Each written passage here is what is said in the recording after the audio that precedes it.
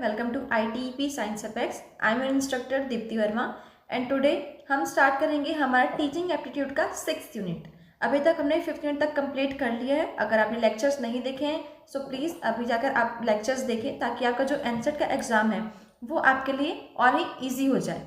सो आज हम स्टार्ट करेंगे हमारा यूनिट 6। तो यूनिट 6 का नाम क्या है? Role and responsibilities of a teacher. मतलब कल को आप जब टीचर बनेंगे तो आपकी क्या क्या रिस्पॉन्सिबिलिटीज़ होगी, आपके अंदर कैसे कैसे कैरेक्टरिस्टिक्स होने चाहिए, आपका नेचर कैसा होना चाहिए एज अ टीचर, ये सब हम इस यूनिट में डील करेंगे। ठीक है। So role and responsibilities of a teacher. तो what will we cover today? पहला रोल एंड रिस्पॉन्सिबिलिटीज़, फिर पर्सनल एंड प्रोफेशनल कैरेक्टरिस्टिक्स। मतलब आप एक टीचर हैं तो आपके जो फीचर्स हैं वो कैसे होने चाहिए, आपका नेचर कैसा होना चाहिए, प्रोफेशनली तो वैसा होना चाहिए, साथ ही साथ आप पर्सनली कैसे हैं, ये भी एक प्रोफेशनल टीचर के लिए मैटर करता है। ठीक है। फिर वैल्यूज़ जैसे एंशिएंट गुरु शिष्य परंपरा, ये सर ने आपको फर्स्ट यूनिट में पढ़ाया होगा। अगर आपने फर्स्ट यूनिट नहीं देखा तो देख लीजिएगा। तो उसमें वैल्यूज़ के बारे में बताया गया है, गुरु शिष्य परंपरा के बारे में बताया गया है। फिर एथिक्स ऑफ द प्रोफेशन, फिर टीचर एज फैसिलिटेटर एंड को लर्नर। तो फैसिलिटेटर वर्ड अगर आपके लिए न्यू है तो हम अभी डील करेंगे, उससे आपको समझ में आ जाएगा। ठीक है। So who is a teacher? अब एक टीचर होता कौन है? तो एकेडमिक डेवलपमेंट, इमोशनल डेवलपमेंट और सोशल डेवलपमेंट, साथ ही साथ मोरल डेवलपमेंट जिनके अंदर होता है उसे हम एक रियल टीचर बोलते हैं। टीचर क्या होता है? सिर्फ और सिर्फ लेक्चर प्रोवाइड कराने के लिए ही नहीं होता, वो हमारे लिए हमारा गाइड भी होता है। जैसे कि शायद आप इस एग्ज़ाम में हो तो आपको किसी टीचर ने बताया होगा कि तुम बीएड कर सकते हो, तुम एनसीटी का एग्ज़ाम दिला सकते हो, ऐसा किसी ने शायद आपको गाइड किया हो। या फिर फैसिलिटेटर का मतलब ये होता है कि जैसे आप किसी क्लास में हैं, आप सिर्फ और सिर्फ वहाँ गए, आपने जो भी आपका आज का सिलेबस था जो पढ़ाना था वो पढ़ाया और आप वहाँ से आ गए, तो ये एक फैसिलिटेटर का काम नहीं है। फैसिलिटेटर का काम ये होता है कि जैसे आप पढ़ा रहे हो तो आप क्या करोगे, कोई भी टॉपिक है जैसे कि रिस्पॉन्सिबिलिटीज़ ऑफ अ टीचर, ये एक टॉपिक है।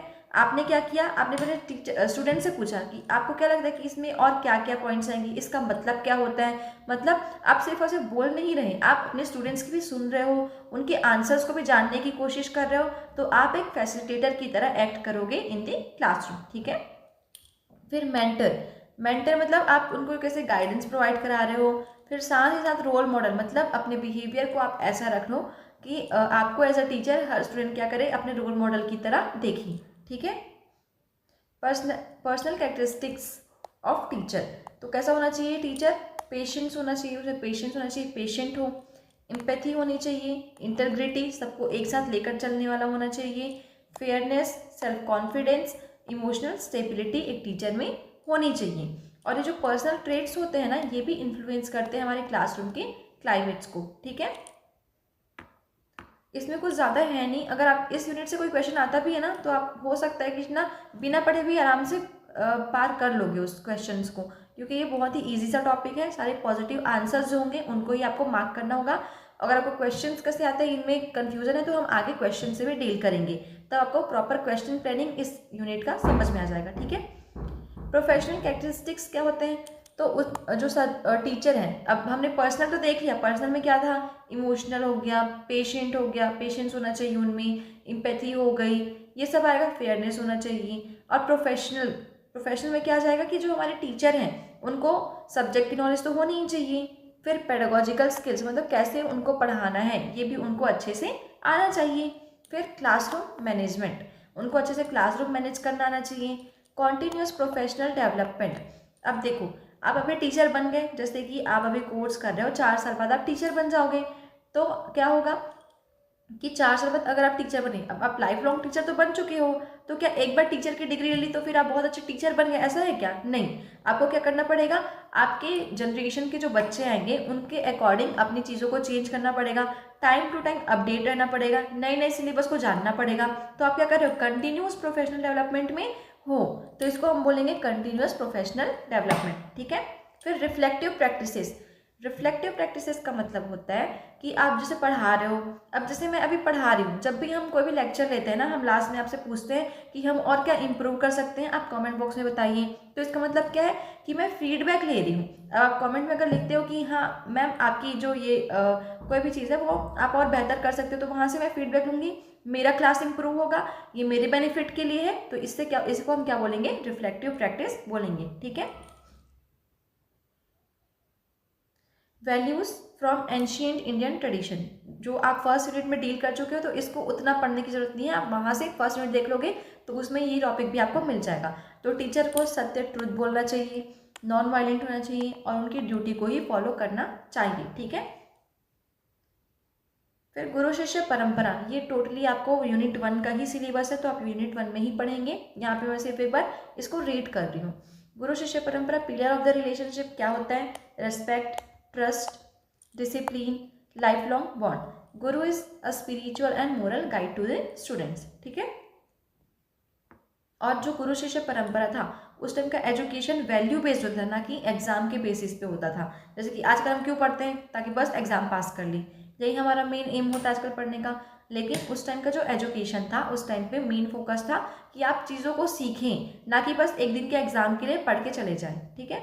फिर प्रोफेशनल एथिक्स, प्रोफेशनल एथिक्स में क्या आएगा, ऑनेस्टी होनी चाहिए, इंटेग्रिटी होनी चाहिए, इम्पार्शियलिटी, कॉन्फिडेंशियलिटी। मतलब जैसे कि कोई स्टूडेंट अच्छा नहीं कर रहा है या फिर उसके घर से कोई कंप्लेन आया है कि मैडम हमारा बच्चा ऐसा है, तो आप उसको, हर स्टूडेंट को जाके बताओ मत कि इसका जो बच्चा, या फिर किसी अपने कलीग को भी मत बताओ कि इसके पेरेंट्स आए थे, उन्होंने मुझे ऐसा बोला। तो क्या होगा, जब ये बात उस स्टूडेंट तक जाएगी ना, तो उसका मोरल बहुत डाउन हो जाएगा, वो शायद हो सकता है क्लासरूम में आना ही पसंद ना करे। तो आपको क्या करना पड़ेगा, कॉन्फिडेंशियलिटी जो टर्म है उसको भी ध्यान में रखना पड़ेगा एज अ टीचर। ठीक है। फिर रेस्पेक्ट फॉर लर्नर्स, आपको हर एक लर्नर का क्या करना है, रेस्पेक्ट करना है। उनका जो अलग अलग सोशल बैकग्राउंड हो गया, फाइनेंशियल बैकग्राउंड हो गया, या फिर उनका खुद का इंडिविजुअल डिफरेंस हो गया, तो आपको हर एक चीज़ का रेस्पेक्ट करना पड़ेगा। ठीक है। फिर प्रोफेशनल कंडक्ट, प्रोफेशनल कंडक्ट में आप में होने चाहिए, आप में एथिक्स होने चाहिए, मोरल वैल्यूज होने चाहिए एज अ टीचर। ठीक है। फिर मॉडर्न शिफ्ट, अब मॉडर्न शिफ्ट क्या है, ट्रेडिशनल शिफ्ट्स भी थे, अब हमें पढ़ना है मॉडर्न शिफ्ट। जो ट्रेडिशनल में क्या पढ़ा हमने, गुरु शिष्य परंपरा पढ़ा। अब मॉडर्न शिफ्ट में क्या है कि टीचर यहाँ पे क्या करता है, फैसिलिटेटर की तरह एक्ट करता है। कैसे, supports learning instead of controlling it, यहाँ पे टीचर कंट्रोल नहीं करता लर्निंग को, वो क्या करता है, सपोर्ट करता है। अब इसका मतलब क्या होगा कि जैसे कोई टर्म है, कोई टॉपिक है, ग्लोबलाइजेशन ले लेते हैं, तो मैं क्या करूँगी, अगर मैं वहाँ जाके खुद पढ़ा रही हूँ बस, और जो स्टूडेंट्स जो है वो कुछ आंसर दे रहे हैं, तो मैं उनको नहीं सुन रही, या फिर उनके जो नए आंसर्स हैं उनको मैं नहीं मानती, मैं बस मानती हूँ कि जो बुक में लिखा है वही सही है, तो मैं क्या कर रही हूँ, लर्निंग को कंट्रोल कर रही हूँ। तो मुझे कंट्रोलर नहीं बनना लर्निंग में, मुझे क्या करना है, उनको सपोर्ट करना है। क्या पता उनके जो आंसर्स होंगे वो और अच्छे होंगे, इनोवेटिव होंगे, तो मुझे क्या करना है, उनके आंसर्स को सपोर्ट करना है। ठीक है। फिर एनकरेजेस इंक्वायरी एंड एक्सप्लोरेशन, मतलब नई नई चीज़ों को और जानने के लिए, और स्टूडेंट्स के जो आंसर्स हैं उनको अपने तक आने देना है, ताकि क्या हो सके, बच्चों की जो भी जिज्ञासा है वो पूरी हो सके। ठीक है। लर्नर सेंटर्ड अप्रोच, मतलब जैसा हमारे लर्नर्स चाहते हैं, जिस तरह से उनको पढ़ना है, हमारी टीचिंग वैसी ही होनी चाहिए। क्योंकि हमारे NEP 2020 के अकॉर्डिंग हमारा जो रूल है वो ये है कि जो स्टडी होनी चाहिए, जो एजुकेशन है वो क्या होना चाहिए, फ्लेक्सिबल। फ्लेक्सिबल का मतलब क्या है कि जैसा लर्नर्स को सुटेबल लगे वैसा हमें उसको फ्लेक्सिबल, मॉडिफाइबल करना है, किसको, एजुकेशन को। ठीक है। फिर टीचर एज अ को लर्नर, टीचर क्या है, वो भी को लर्नर है। एक टीचर हमेशा हर चीज़ सीख के नहीं आता, उसको भी बहुत सारी चीज़ें नहीं पता होती, तो हम क्या कर सकते हैं, क्लासरूम में जब हम ओपन इंटरेक्शंस करते हैं तो हम भी बहुत कुछ सीख सकते हैं एज अ टीचर, अपने स्टूडेंट से भी सीख सकते हैं ना। जैसे अभी के जैसे कोई बहुत ही ओल्ड टीचर होंगे, उनको शायद एल्डर टीचर्स को क्या होगा, PPT प्रेजेंटेशंस बनाना नहीं आता होगा, तो पर आजकल के स्टूडेंट्स के लिए बहुत कॉमन सी चीज़ है, आपको तो आता ही होगा, और अगर नहीं आता होगा तो आप भी सीख लीजिए, काम आता है आगे। तो आजकल के स्टूडेंट्स को क्या है, PPT प्रेजेंटेशन, फिर फ़ोन की जो भी चीज़ें हैं, टेक्नोलॉजिकल चीज़ें हैं, वो बहुत अच्छे से आती हैं। तो उस टीचर को क्या करना है, पढ़ाना तो है ही, और वहीं पढ़ाना है, तो क्या करना पड़ेगा, ये सारी चीज़ें उनसे सीखनी पड़ेंगी, जो क्या कर सके, लर्नर सेंटर्ड एजुकेशन को मोटिवेशन दे सके। तो हम टीचर्स भी क्या करते हैं, स्टूडेंट से कुछ ना कुछ सीखते हैं, तो ये क्या हो जाएगा, learner learns along the students. ठीक है। फिर ओपन टू न्यू आइडियाज़, मतलब अगर कोई स्टूडेंट मेरे पास कोई नई चीज़ें लेके आ रहा है कि मैम आजकल फ़ोन से भी इस तरह की चीज़ें बनती हैं, हम इससे भी स्टडी कर सकते हैं, तो मैं उनको चिल्लाऊँ ना, मैं क्या करूँ, हमेशा नए आइडियाज़ के लिए ओपन रहूँ। ठीक है। फिर रिफ्लेक्टिव प्रैक्टिस, रिफ्लेक्टिव प्रैक्टिस मतलब टाइम टू टाइम मैं अपने स्टूडेंट से, अपने कलीग से या फिर जो आसपास के जो कम्युनिटी के लोग होते हैं उनसे क्या करूँ, रिफ्लेक्टिव प्रैक्टिस मतलब फीडबैक लेते रहूँ ताकि मैं खुद को इम्प्रूव कर सकूँ, तो वो क्या हो जाएगा, रिफ्लेक्टिव प्रैक्टिस कहलाएगा। ठीक है। कोलैबोरेटिव लर्निंग, कोलैबोरेटिव लर्निंग का मतलब ये होगा कि अगर आपके सोशल साइंस के कोई टॉपिक में कम्युनिटी के बारे में है तो आप उस फील्ड में जाके, उस एरिया में जाके आप लोगों को सिखाएं, या फिर 2 टीचर मिलके आप एक ही सब्जेक्ट को सिखाएंगे तो ये भी कोलैबोरेटिव लर्निंग कहलाएगा। आपको ना इसमें कुछ अच्छा पढ़ने लायक नहीं है, आपको ये जो टर्म्स है जैसे रिफ्लेक्टिव प्रैक्टिस हो गया, तो ये इसका मीनिंग क्या होता है, रिफ्लेक्टिव प्रैक्टिस हो गया, फिर कोलैबोरेटिव लर्निंग हो गया, और एक क्या था हमने स्टार्टिंग में पढ़ा था, फैसिलिटेटर टर्म, तो उसका मतलब आपको पता होना चाहिए। ठीक है। ट्रेडिशनल वर्सेस मॉडर्न रूल, तो ट्रेडिशनल पहले के लोग क्या करते थे, पहले के टीचर्स इंस्ट्रक्टर थे, इंस्ट्रक्ट करती हैं, और आजकल के हम क्या करते हैं, फैसिलिटेटर बनने की कोशिश कर रहे हैं, नए आइडियाज़ को वेलकम करने की कोशिश कर रहे हैं, लर्नर सेंटर्ड एजुकेशन प्रोवाइड करने की कोशिश कर रहे हैं। पहले अथॉरिटी मतलब मेरी क्लास है, मेरा सब्जेक्ट है, मैं जैसा बोलूँगी वो आप ऐसा करना पड़ेगा, ये अथॉरिटी में आता था। और आजकल क्या हो गया, को लर्नर मतलब टीचर भी क्या है वहाँ पे खुद सीखने की कोशिश कर रहे हैं। ठीक है। कंटेंट गिवर, उस टाइम के जो टीचर्स थे वो कंटेंट गिवर थे, जो कुछ बुक में दिया वो आते थे, उस चीज़ों को समझाते थे और चले जाते थे। ठीक है।